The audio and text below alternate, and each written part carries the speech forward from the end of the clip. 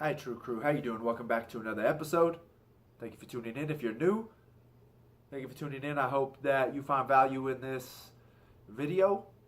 Make sure that you also check out a couple other videos. If it's a channel that you find interesting, hopefully you subscribe.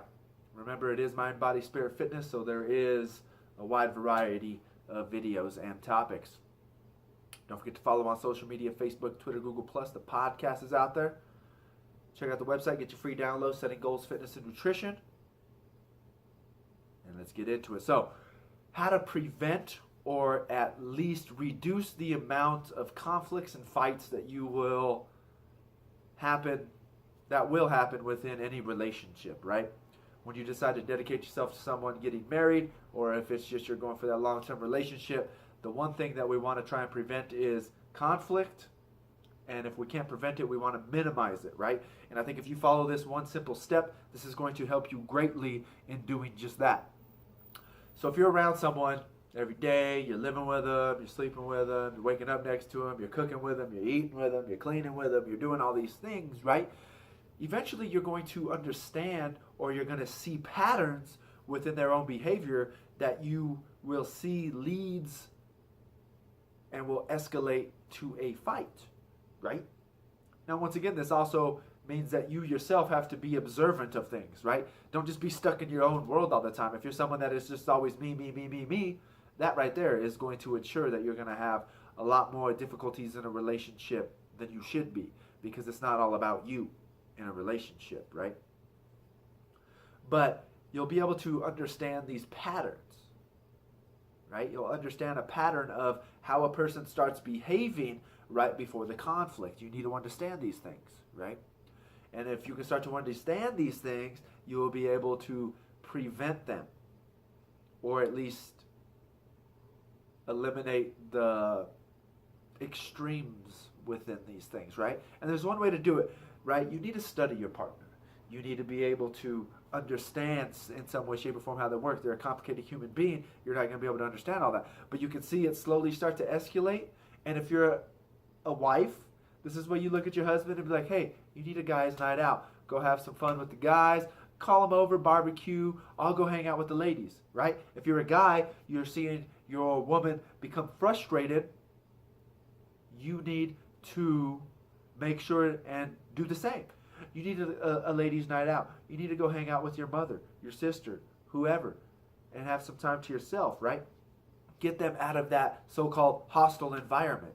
If that's all you're doing all the time is you're together, well, to prevent that blow-up, let them go out and hang out with friends and family.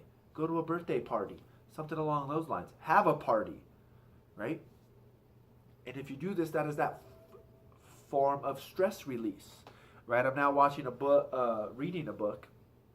That, I can't remember where I got that from. I got that quote from or that little topic right there that I brought up from one of the Catholic guys that I follow, Dr. Taylor Marshall, and he was talking about his relationship, and that's something that he brought up. Now I'm reading a book, Beyond Mars and Venus, which is Jim Gray, Tom Gray. I don't know. I'm reading it with my fiance, and Beyond Mars and Venus. So he's the creator of the book. Men are from Mars, women are from Venus, right? And he brought up something I think is very important as well when I was reading this, which I'm going to be making a lot more videos based on his book. Just right now, the lady and I are reading it, and it's only when I go over to her place, and then we sit there and read it together that I get to read it. So we're about halfway through, so it's going to be a while before I get to those books or to those videos. But one thing that he brought up that I thought was very important is, in today's world, women entering the workforce, men, stay-at-home fathers, things like this. We've got to understand on how to bring our wife or our spouse back to that feminine or masculine side, right? Now, don't get me wrong. There are male nurses. There's nothing wrong with that.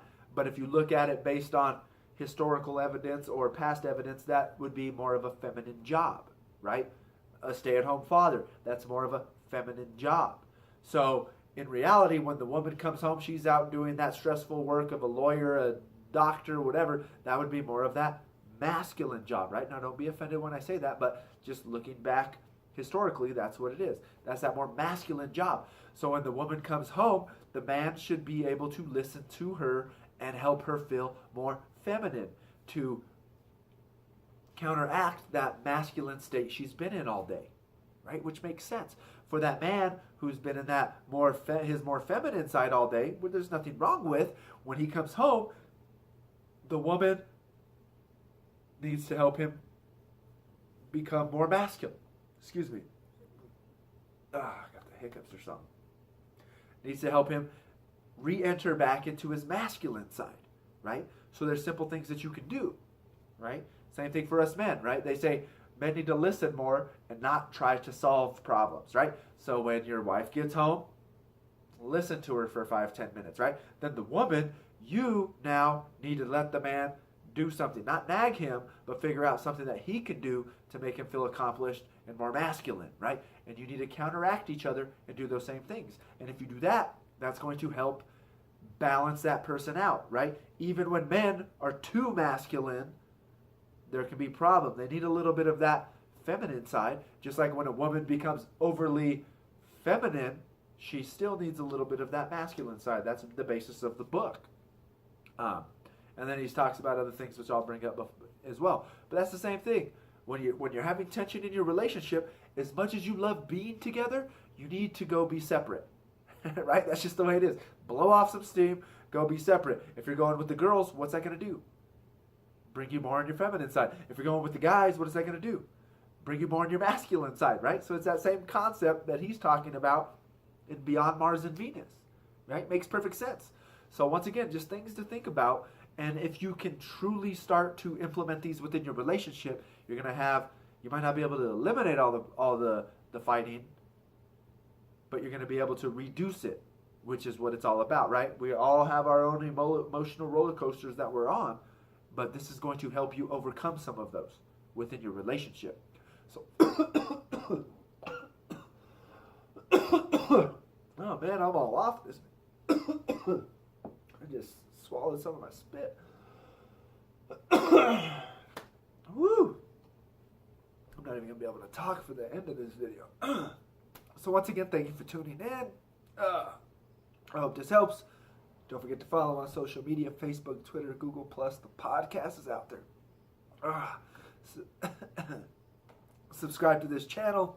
Share and like these videos.